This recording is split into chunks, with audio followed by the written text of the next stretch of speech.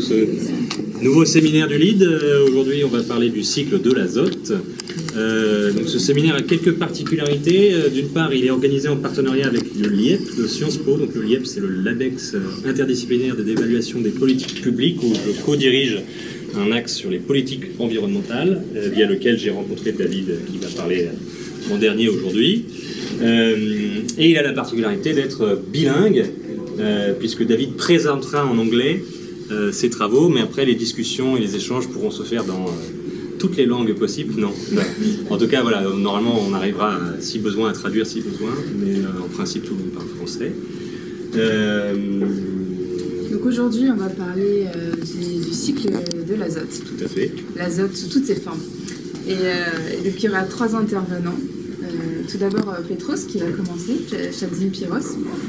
Ensuite on aura Alia Delagi.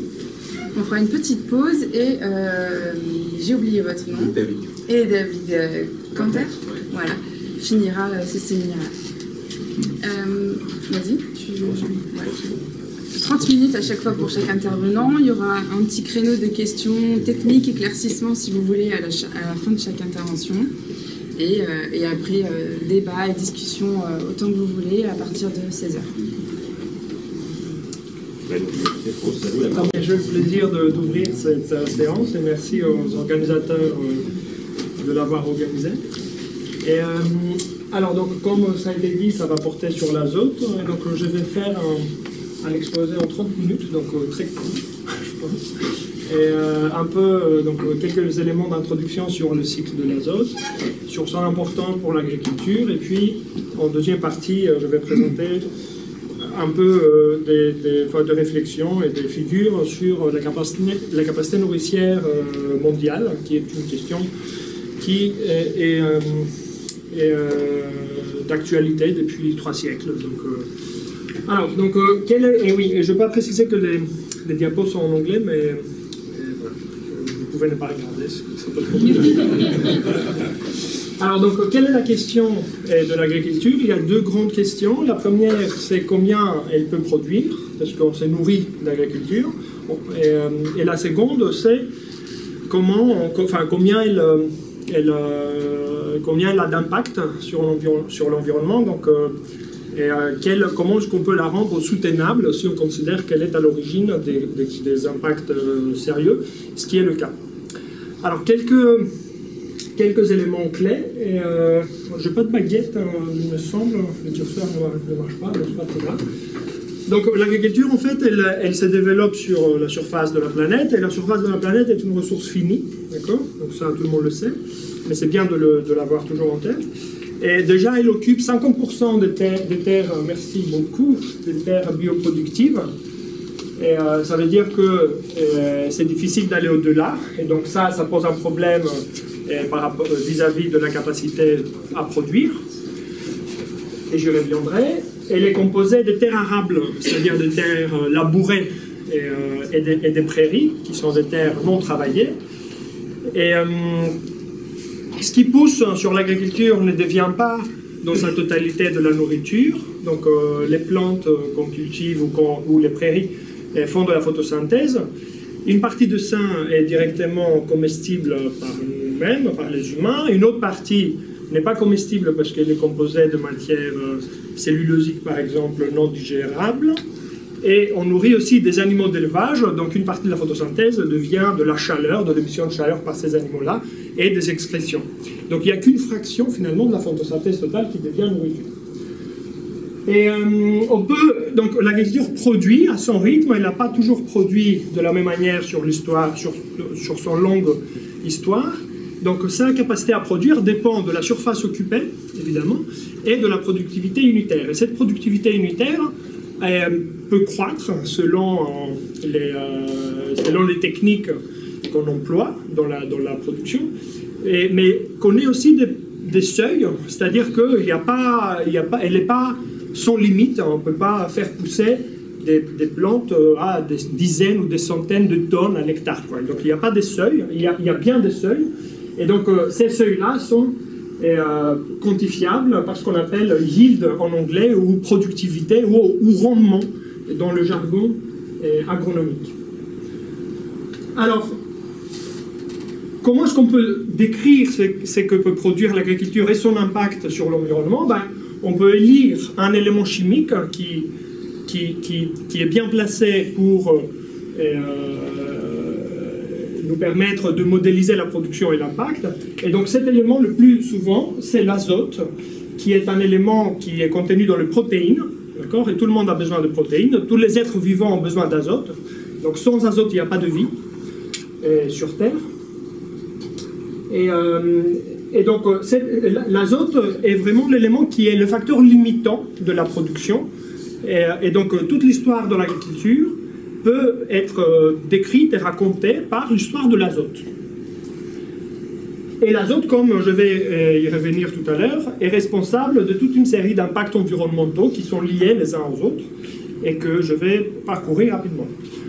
Alors, qu'est-ce que c'est que l'azote? C'est un nutriment qui a été découvert à la fin du XVIIIe siècle. Un peu plus tard, c'est-à-dire plus d'un demi-siècle plus tard, plutôt un siècle plus tard, on a découvert que c'est un nutriment essentiel à toute croissance biologique. Un peu plus tard, on a découvert qu'on peut instrumentaliser cet élément pour faire croître la productivité des terres agricoles, et je vais rentrer dans le détail par la suite. Et quelques années, quelques décennies plutôt plus tard, on a découvert des procédés industriels pour pouvoir produire massivement des fertilisants de synthèse contenant de l'azote et qui peuvent permettre de piloter, contrôler la productivité des terres en fonction de la quantité d'azote qu'on épand sur ces terres. Donc les plantes, c'est quoi? C'est de la matière organique. Et qu'est-ce que c'est que la matière organique? C'est 4 éléments chimiques pour la quasi-totalité de ces matières. Donc c'est du carbone, de l'hydrogène, de l'oxygène et de l'azote. Et en fait, d'où proviennent ces éléments dans la matière organique? Ben, bien, le carbone provient de la photosynthèse, donc les plantes sont autonomes pour ça. L'hydrogène et l'oxygène proviennent de l'eau, donc les plantes pompent de l'eau de racines, et donc ils ont tout ce qu'il faut comme hydrogène et comme oxygène. Alors que l'azote, pour l'azote, elles ne sont pas autonomes, c'est-à-dire qu'elles ne peuvent pas se procurer de l'azote de l'air, alors que l'air est composé à presque 80% d'azote. Et donc l'azote pour les plantes, et donc pour leur croissance, doit provenir des sols sous une forme spéciale et que je vais décrire par la suite. Alors, si on fait à 30 secondes l'histoire de l'agriculture, parce que ça, je ne pourrais pas m'étendre plus longtemps sur ça, on peut dire que jusqu'à la fin du 19e siècle, la productivité agricole, donc la capacité nourricière, autrement dit, était fonction de l'étendue des terres agricoles. C'est-à-dire que si on voulait produire plus, on devait s'étendre sur plus de terres. Et ça, c'est pourquoi? Parce que les plantes n'ayant pas accès à ces nutriments azote par l'air atmosphérique, pour s'en procurer, il fallait avoir accès à des terres riches en azote. Donc, quand on cultive, les terres s'appauvrissent en azote parce qu'on récolte, et donc si on veut produire davantage, on doit s'étendre à plus de terres. Donc, c'est tout à fait logique. À partir de la deuxième moitié du XXe siècle, ayant découvert des moyens de produire des engrais de manière industrielle, il n'y avait plus il n'y avait plus de limitation de fertilité des terres, et donc on pouvait produire plus, non pas parce qu'on s'étend sur plus de terres, mais parce qu'on intensifie le traitement fertilisant de ces terres. Et donc, depuis les années 2000, alors que la population humaine a augmenté de 25%, l'étendue des terres agricoles est restée stable. D'accord?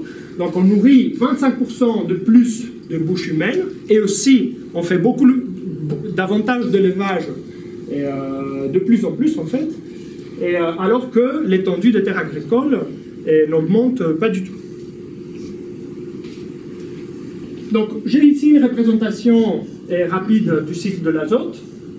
Qu'est-ce que c'est que le cycle de l'azote? C'est l'un des cycles principaux de la planète Terre. C'est ça qui fait que la planète Terre abrite de la vie et que l'azote, comme le carbone, comme l'oxygène, comme l'hydrogène, ne peuvent pas être des matériaux qui ne vont plus être disponibles pour produire de la vie. Vous voyez ce que je veux dire? Ça ne fait pas partie, tous les éléments qui font l'objet des cycles ne sont pas des éléments pour lesquels on se pose la question du recyclage. Le recyclage se fait automatiquement. Contrairement aux matières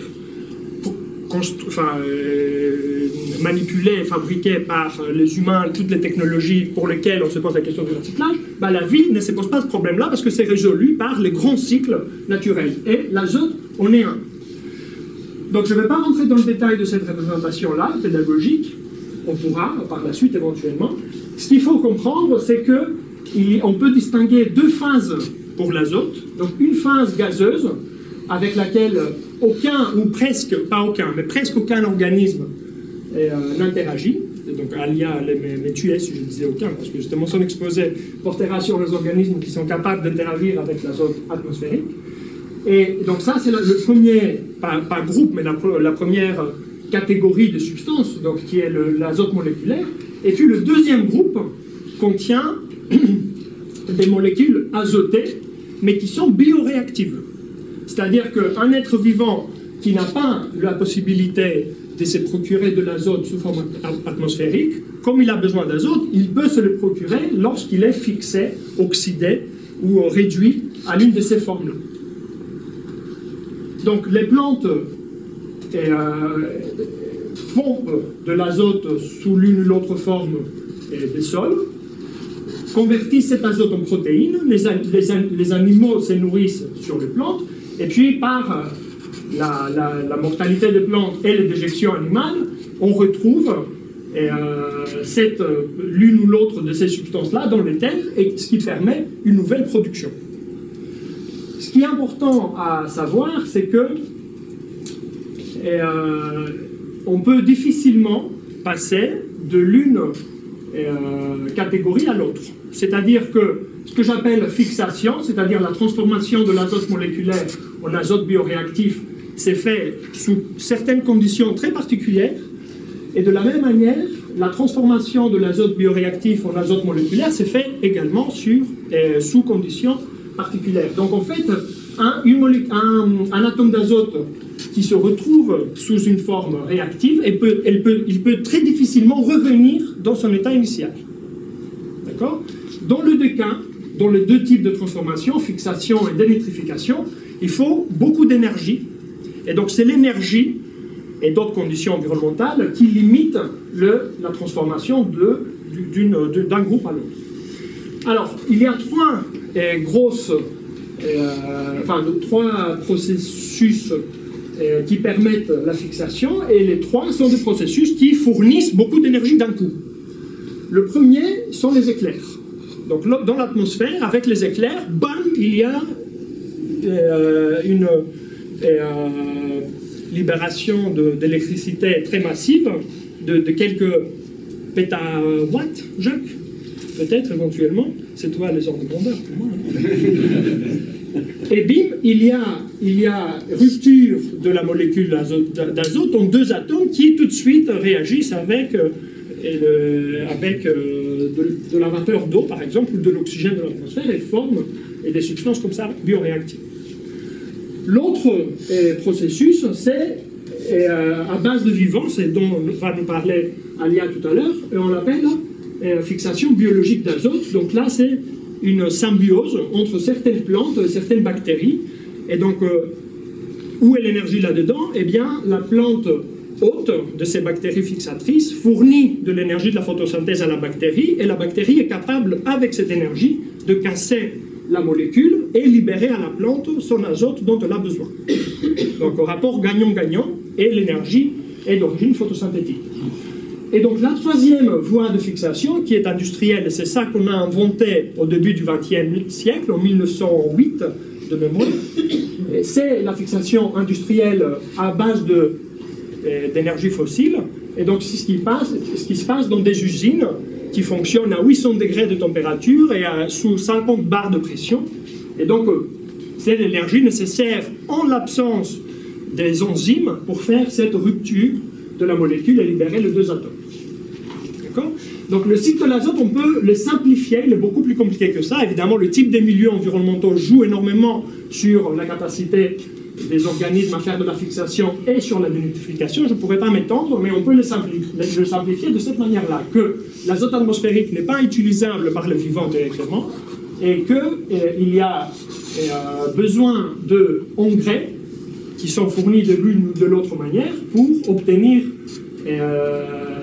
les nutriments nécessaires aux plantes et donc aussi les nutriments qu'on retrouve dans l'alimentation humaine. Donc l'azote, c'est quelque chose qui est... Donc ce rapport, cette relation entre azote et capacité nourricière a été pas mal étudié aussi. Donc là, c'est un article qui a fait date en 2008, qui était l'anniversaire justement du procédé Haber-Bosch, et qui retrace l'effet qu'a eu l'invention des engrais de synthèse, qu'on voit par cette courbe là, donc Average Fertilizer Input, c'est-à-dire des kilogrammes d'azote par hectare, l'effet que ça a eu sur la démographie humaine, et cette ligne-là, World Population, sur la consommation de viande, ce sont les points verts. Et puis, c'est possible aussi de calculer, si on connaît le mix de l'azote qu'on injecte dans l'agriculture, entre parties industriellement fixées et parties biologiquement fixées, on peut calculer par une règle de 3 la partie de la population mondiale qui est nourrie grâce aux engrais azotés. C'est-à-dire que, si on le tourne autrement, c'est peut-être moins politiquement correct ou acceptable, et on peut dire que ces gens-là, donc la moitié complémentaire, ne seraient pas nés en l'absence d'engrais de synthèse.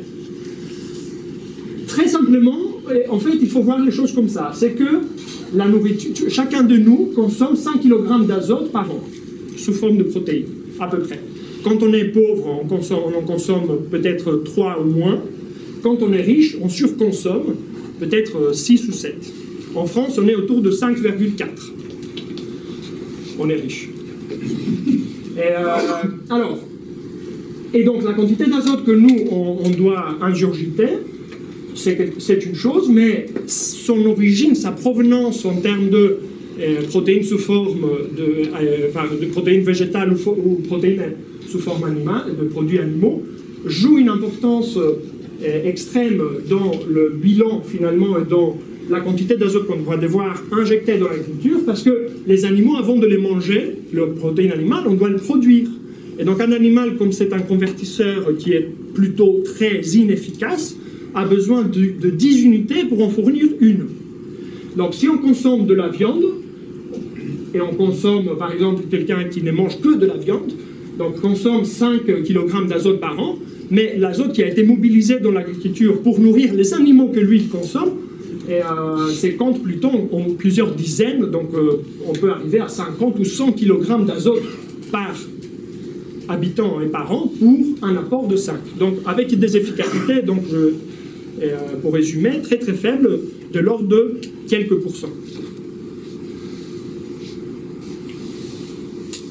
Alors, grâce aux engrais azotés, on a réduit de beaucoup la superficie agricole allouée sur la planète par habitant. Donc là, vous avez, dans cette figure-là, vous avez une estimation du nombre d'hectares par personne au cours du temps sur la deuxième moitié du XXe siècle. Je ne rentre pas dans le détail. Donc on produit avec des rendements ou des productivités de plus en plus importantes à travers le monde. Et donc on a besoin de moins en moins de terre. Mais la population humaine continue à augmenter. Et puis les projections sont assez... peut-être pas inquiétantes, mais assez... à prendre en compte en tout cas, et c'est divergente surtout entre la basse et la haute projection, c'est-à-dire qu'on projette qu'à la fin du siècle, il peut y avoir sur Terre entre 7 et 17 milliards de gens qu'il faudra nourrir, donc autant d'azote supplémentaire à mettre dans l'agriculture pour produire les protéines nécessaires.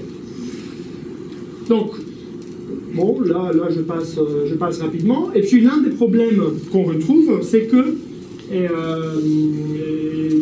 comme je l'ai dit, le Haber-Bosch, qui est le procédé industriel dont dépendent les engrais de synthèse, est un procédé à base d'énergie fossile.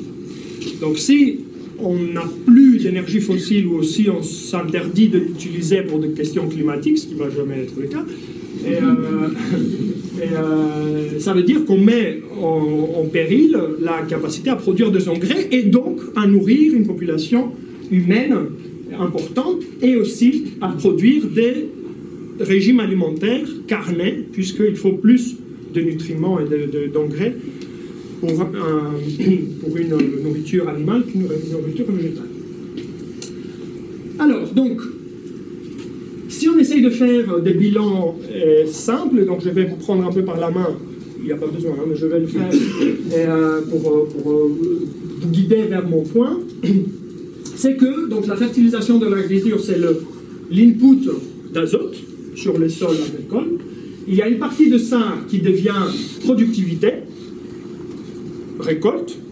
Il y a une partie de ça qui est perdue. Pourquoi? Parce que lorsque on travaille à ciel ouvert, sous la pluie, sous le vent, etc., il y a des effets d'érosion, de lixiviation des nutriments, etc. Donc, ce qui fait qu'une partie de ce qu'on a fourni comme nutriments en terre est perdue par des facteurs environnementaux. Donc, notre input, si on fait simple, devient d'une part de la récolte et d'autre part de la perte. On peut définir une efficacité d'utilisation de l'input qui serait la récolte sur l'apport total. D'accord? Et donc, si on fait les maths, ce qui est extrêmement simple, on peut trouver que la perte environnementale est fonction avant tout de la récolte, fois un facteur d'efficacité, d'accord, qui se calcule comme ça. D'accord? Retenons ça, mettons de côté et on y reviendra.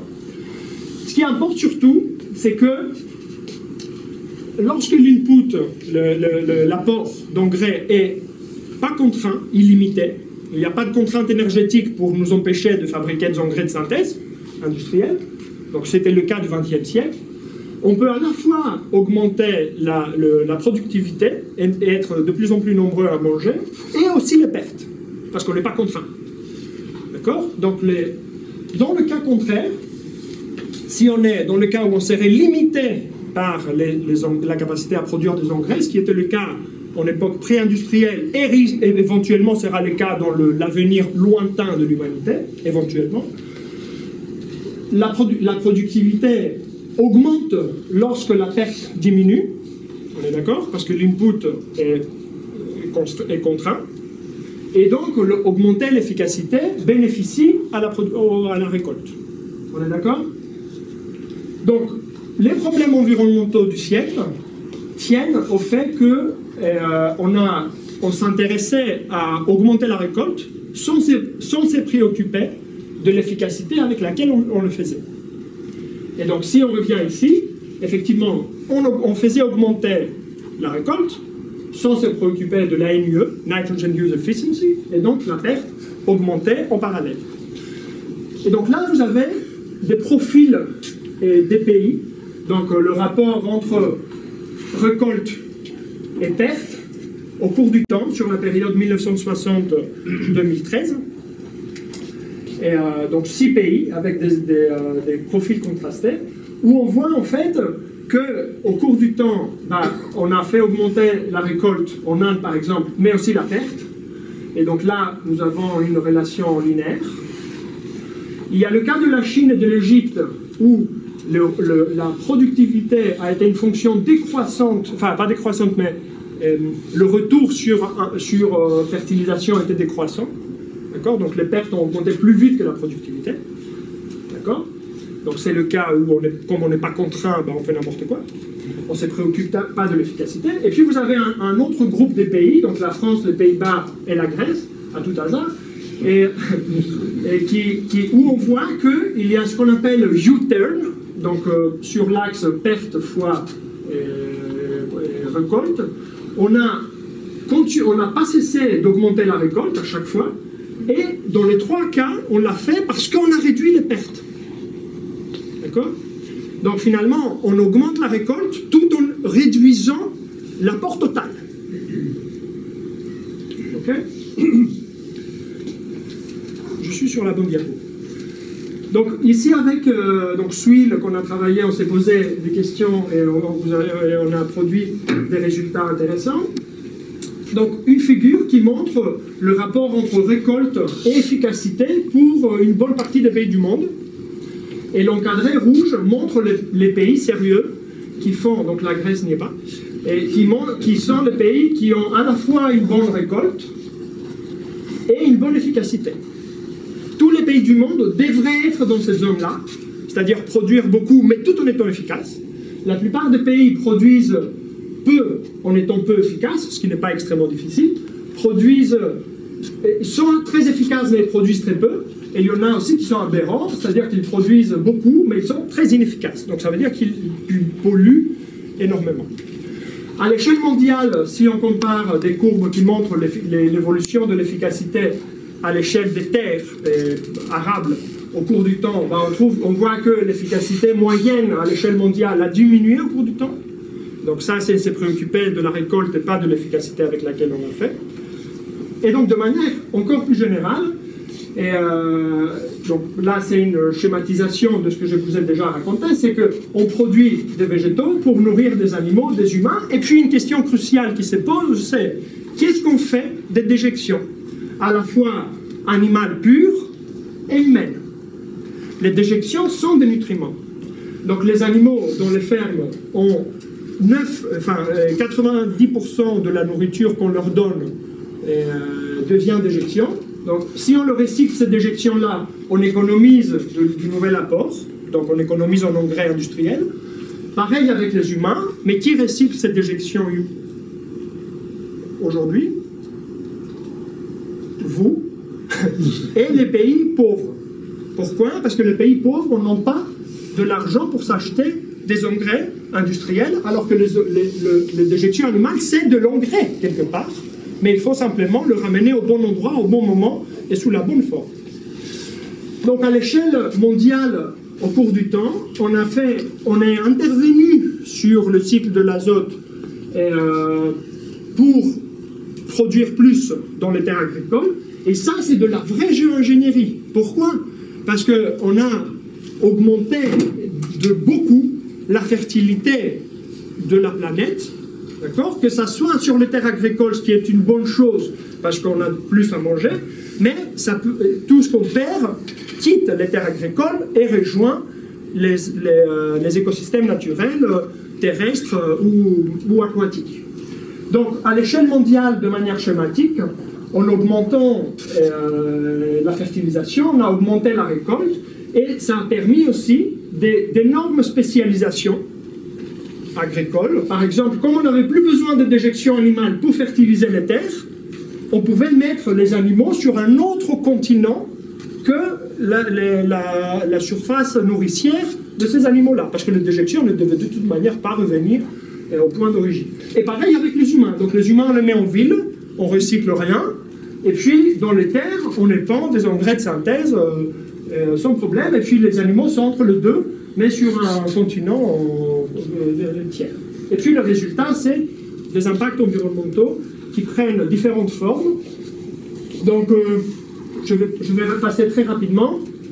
Donc des effets atmosphériques, y compris sur le changement climatique, parce que l'une des substances azotées sous-produit des engrais, c'est un gaz à effet de serre très puissant.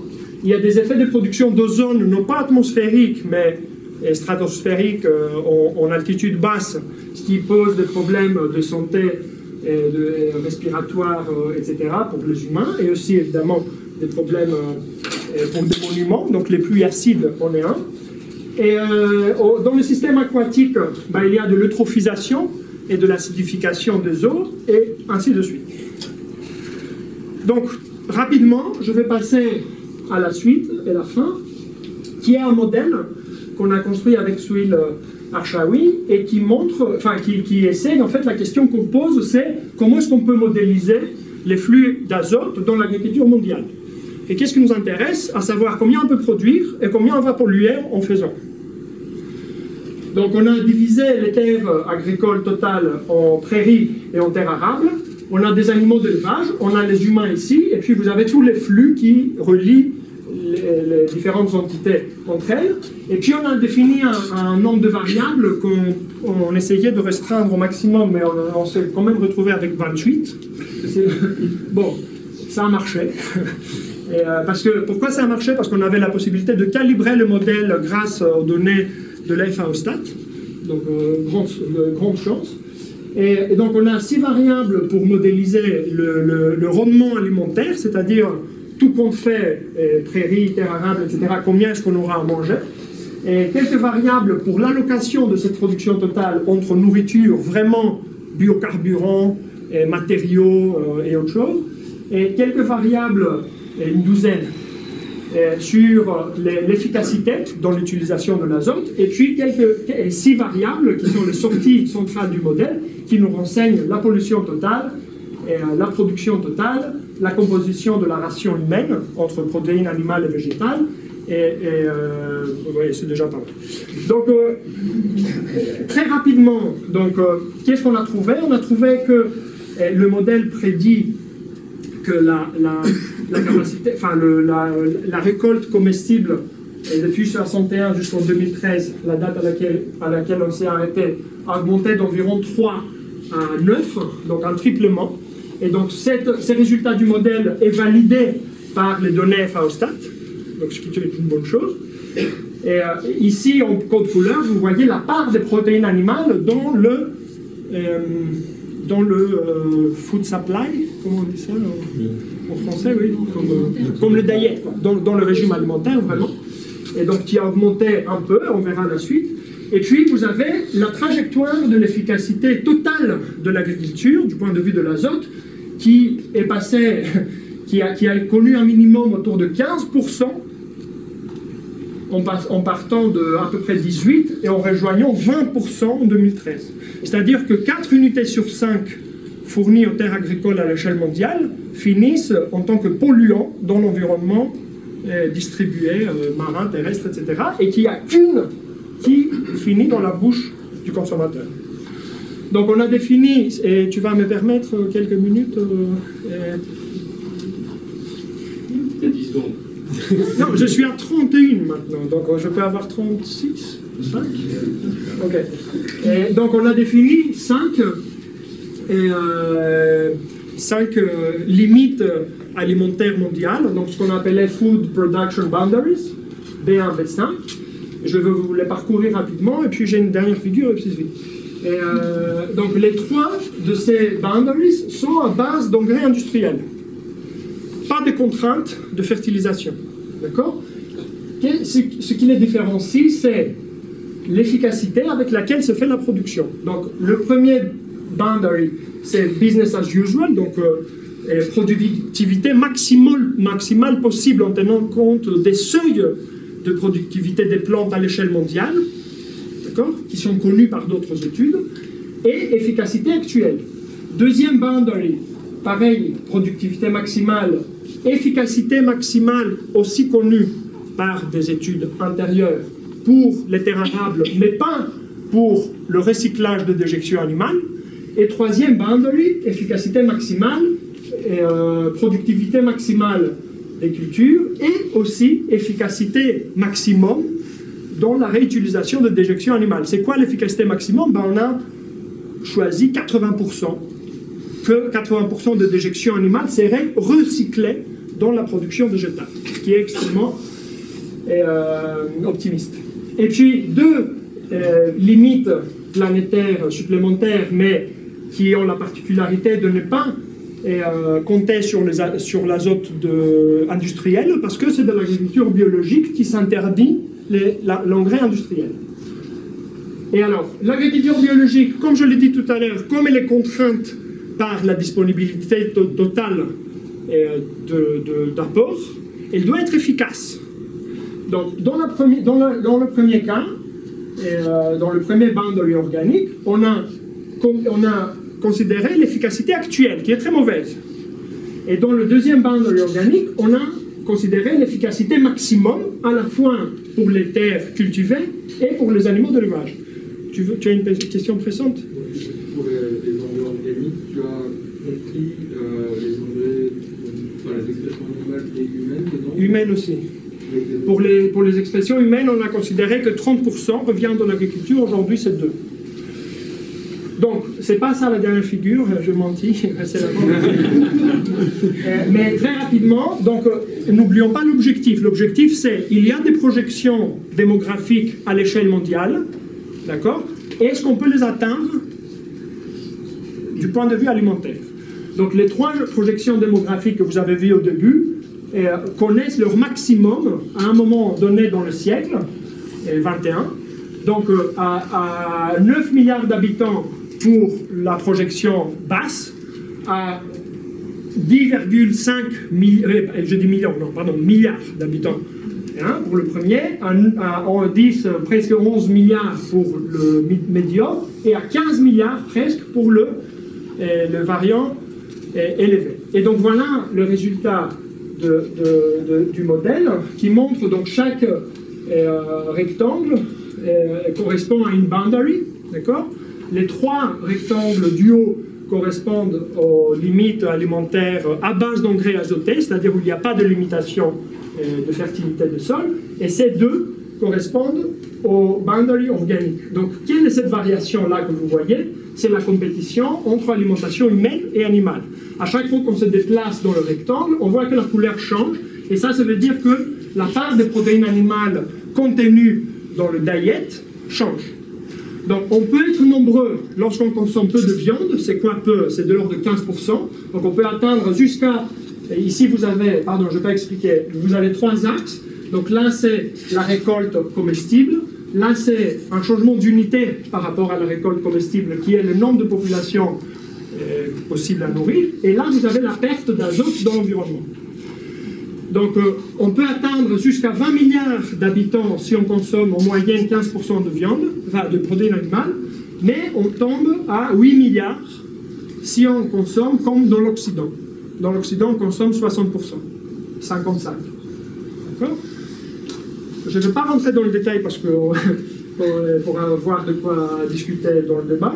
Et puis, le 2 boundary organique, les rectangles, en fait, se définissent pareil en fonction de la compétition entre alimentation humaine et animale, d'une part, mais aussi en fonction de la capacité d'apporter des fertilisants organiques, donc pas industriels, mais organiques, à base de fixation biologique d'azote, de recyclage de déjection humaine et déjection animale. Donc ce rectangle-là correspond à la limite, considérant l'efficacité actuelle, c'est-à-dire dans les terres, il y a 80% de perte de l'engrais apporté, et dans les animaux d'élevage aussi, l'efficacité de recyclage est faible. Et donc, la seule chose qui change entre ces rectangles-là et ces rectangles-là, et ce qui s'est traduit par une augmentation d'un facteur 3 ou 4 de la population possible à nourrir. Donc la seule chose qui change est l'efficacité avec laquelle on gère les nutriments dans l'agriculture, à la fois en végétal et en animal.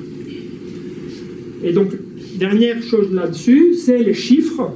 Donc, si on est en organique avec l'efficacité actuelle, on nourrit 3 milliards d'habitants. Si on est en organique avec efficacité maximale et avec moins de viande qu'aujourd'hui, on nourrit jusqu'à 12 ou 13 milliards d'habitants. Et si on est donc en régime alimentaire qui est ici avec efficacité maximale, donc au mieux en agriculture biologique, on peut nourrir à peu près 10 milliards d'habitants, ce qui est la projection des Nations Unies pour 2086 dans le variant médian. Ça, je vais passer, et puis la conclusion, je vais passer. Merci.